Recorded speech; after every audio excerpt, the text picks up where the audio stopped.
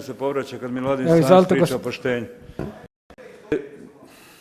Bez dijaloga.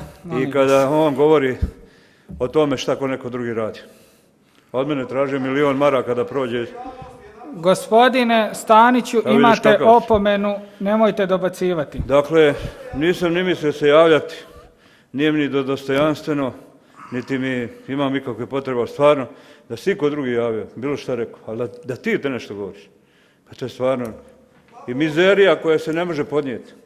Znači, ja sam i ti sjedil kuma tvoga i ti stražio 1.000.000.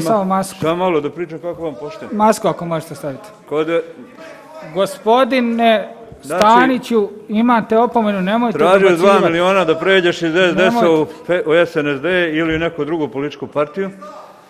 I onda kažem ja tebi rekao... Gospodine Staniću, nemojte dobacivati. Ja tebi rekao, daj ti meni to sve, ja sam pust politiku.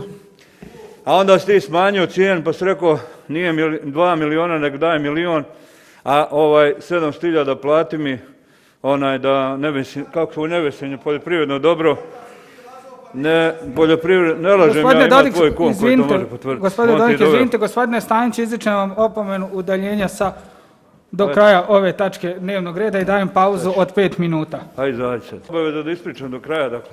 A onda je tražio evra kao da bi to bilo dovoljno, ali pod uslovom da mu isplati moj račun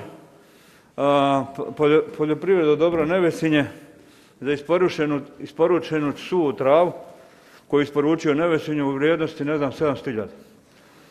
A njegov kum njemu kaže, haj kume, da sad ne kažem koju riječ upotrijebio, nemoj zezat.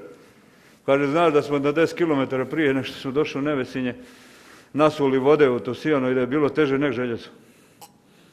I sad taj čovjek priča ovdje o poštenju, to je zaista ovo je poniženje. Kako je ovo priča?